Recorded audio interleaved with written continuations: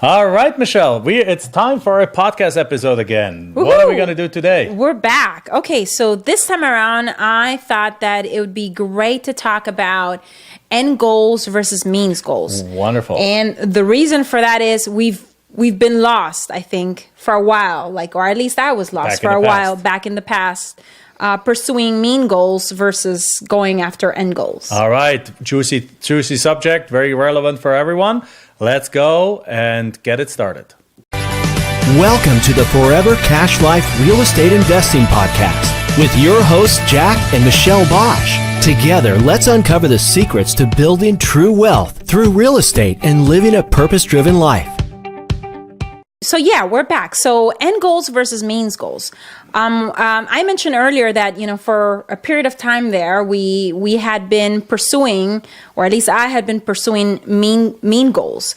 And what I mean by that is these are goals that you're pursuing because they're a stepping stone towards an ultimate goal. So you're really not working on an ultimate goal, but you're really basically spending all your energy and effort in something that you think is going to be a stepping stone towards an ultimate goal. All right. So means versus end goals. Exactly. So, by the way, have we introduced ourselves? I think the intro did, but I'm Jack. And I'm Michelle. Wonderful. And this is the Forever Cash Live podcast. I know it was said already. By the way, if you already like it, or if you already watched some, if you haven't subscribed yet, make sure you go to jackbosch.com/podcast to subscribe, and we'll give you a couple of other links and things towards the end of the podcast here, video. And wonderful. So the end versus means goal. So here's the deal. Most people, as you just said, most people in life are focusing on a means goal. Nobody really is asking, what do I want out of life? What's the end goal that I want?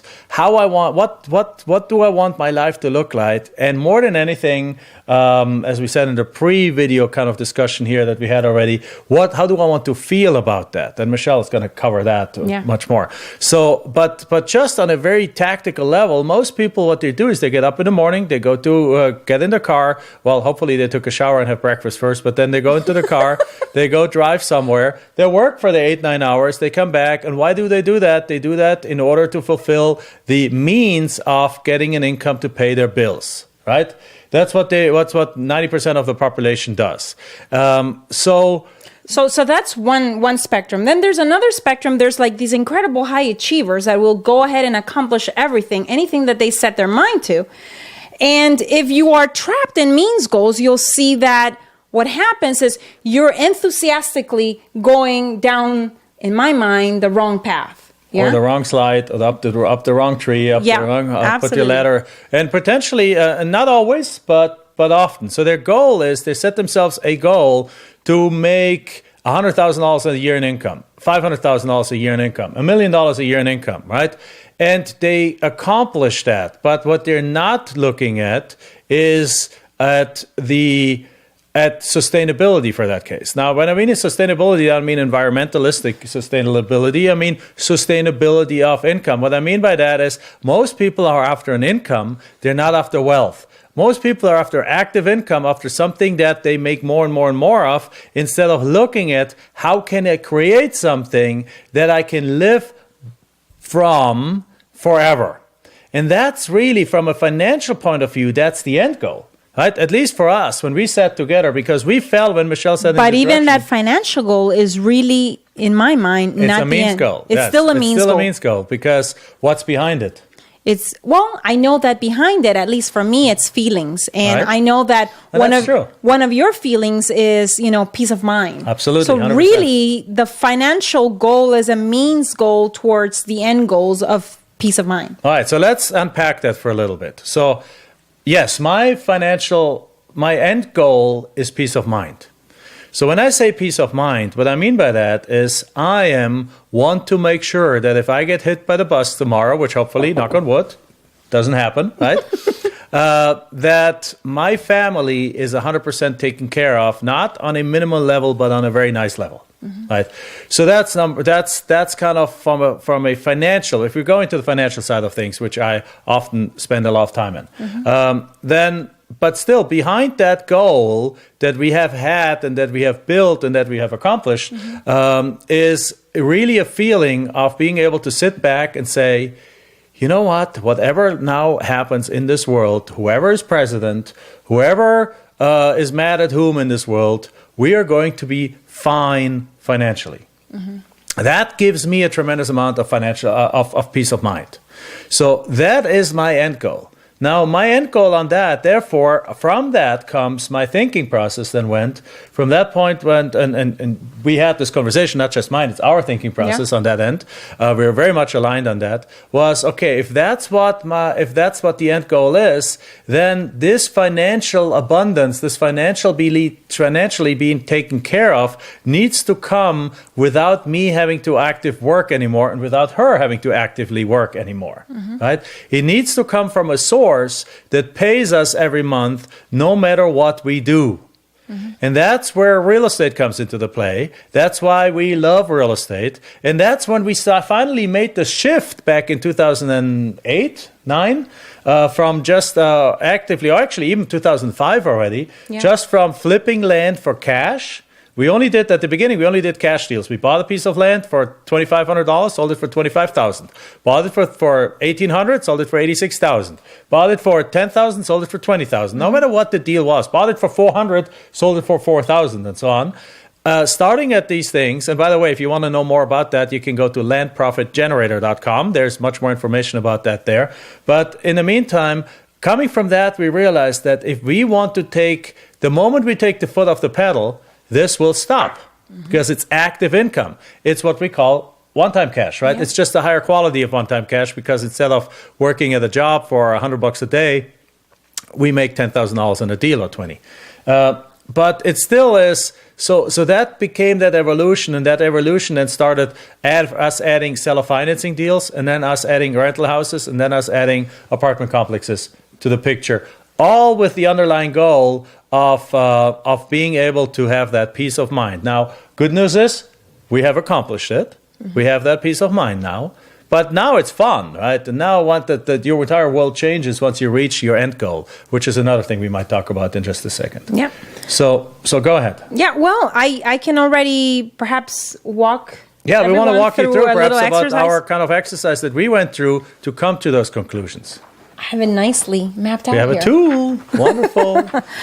Okay, so how we started thinking about this was exactly that. You know, I read something. I read a book where they talked about, the means versus ends goals, and how basically normally you don't hear in business that a goal is really a feeling. An end goal is really a feeling. Anything that you hear about business, it's always a metric. It's what is the profit, what is the bottom line, it's very metric centric, and it's not necessarily measuring an intangible such as a feeling. So the very first time I came across that and I read that, I was like, oh wow, that is incredibly interesting. Yeah. And so then we started asking ourselves, well, what are some of those feelings that we are really after, that are really foundational, or that are really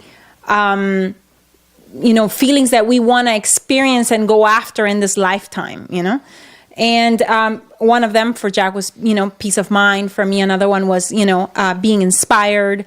Another feeling was centeredness.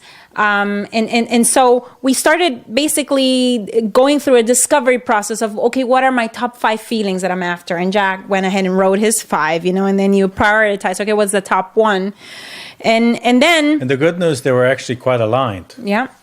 And then... Which makes living together and being married to each other actually much easier. Yeah, absolutely. If you do work together, though, you want to do these separately. You want to basically have your own, and then come together and discuss. And if they're really separate, which I guarantee you, they're not going to be far apart. It's going to be a different shade of the same feeling, in any case, so once we had that, the next thing we did that you could do as well is, well, why do you want to reach them? What will accomplishing or having these feelings bring you? And what you'll discover is that it's probably more feelings, yeah? And then how will accomplishing these goals make you feel, which I already said. And then what can you do basically every day, every month, every quarter, every year to be doing these?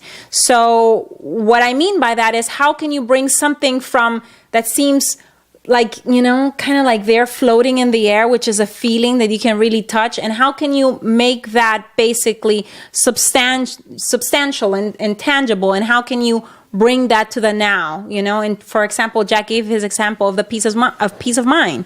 And so how can you bring that into the reality today? So if you have a goal of peace of mind, and you know that peace of mind is not being reached until, I don't know, you have $200,000 in income every year that's passively coming in. Well, unless you're there, you don't, therefore by definition, have peace of mind, right? So how can you do, and that's kind of a sucky situation, right? You don't want to be not having peace of mind until you someday down the road in the future accomplish that goal. Yeah. So Michelle's you want to point step is really into cool. that You want right to step now. into it now. So for us, every time we add another rental house, it is part of a celebration of getting more peace of mind. Yeah. Because peace of mind starts if you have zero passive income. The moment you invest in an apartment complex, right?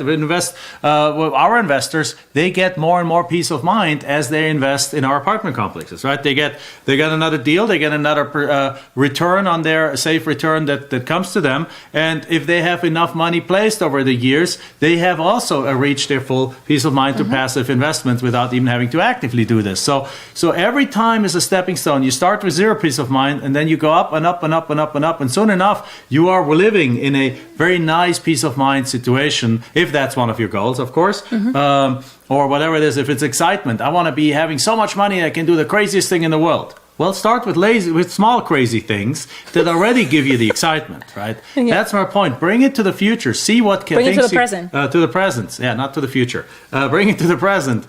And find out what can you do today, this week, this month, to already feel those things. Maybe it's preparing your first mailing. Maybe it's cranking out 100 offers. Maybe it is. Finally you have, 20 properties in inventory and you have gotten around to selling them. Maybe it's creating listings to actually sell them. Right. So whatever it is, Maybe it's placing a passive investment. Maybe it's getting that first rental property from the profits of your land flipping, or whichever it is. You work towards those goals that give you the feeling that you're really after. So we have put together the little process where you ask yourself those questions. And can you repeat them one more time? So what are your 5, ultimate goals or end goals? Why do you want to reach them? Or what will accomplishing them give you? How will accomplishing these goals make you feel? And then what can you do every day, every month, and every quarter, basically, to step into those end goals today, now? Yeah? To create those feelings with little things that already move you in that direction and create those feelings. Yes, move you into that direction and create those feelings. Yes, so that's the end goals versus means goals. I think it's a very powerful concept. Yeah. Because again, most people have never thought about it that way. Most people just try that. They work during the week towards, and then they kind of like. I almost want to say they mask their frustrations and suffering on the weekend with alcohol and drugs and rock and roll and anything like to basically to get distracted from where they are and how, in a sense, unhappy they are.